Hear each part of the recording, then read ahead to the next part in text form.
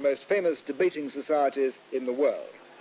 And on his feet at this moment, Malcolm X, one of the leaders of the black Muslims in America. Let's, for a moment, just hear a little of what he's saying. You make my point. That as long as a white man does it, it's all right. A black man is supposed to have no feelings.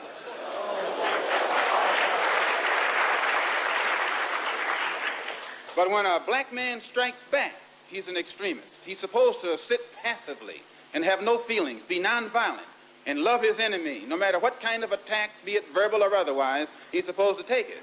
But if he stands up and in any way tries to defend himself, then he's an extremist.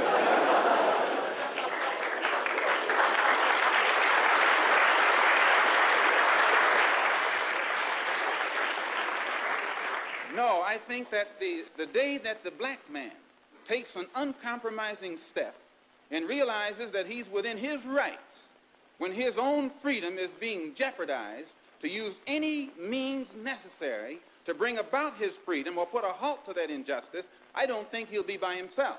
I live in America where there are only 22 million blacks against probably 160 million whites.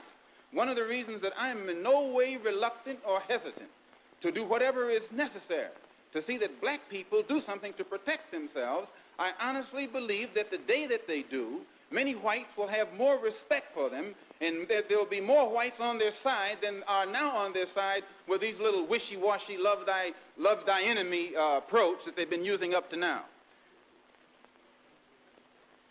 And if I'm wrong, then you are racialist.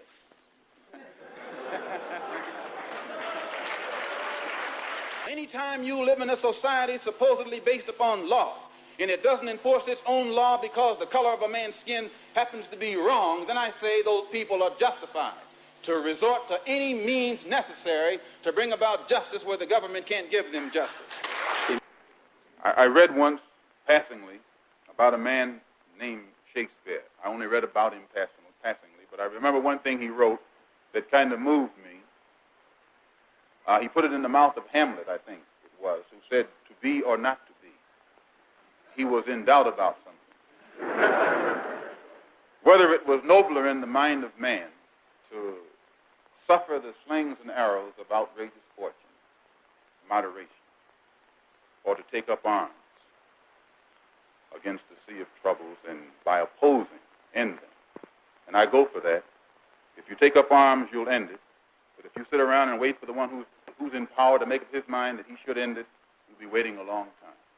And in my opinion, the young generation of whites, blacks, browns, whatever else there is, you're living at a time of extremism, a time of revolution, a time when there's got to be a change. People in power have misused it, and now there has to be a change, and a better world has to be built, and the only way it's going to be built is with extreme methods. And I, for one, will join in with anyone, don't care what color you are, as long as you want to change this miserable condition that exists on this earth. Thank you.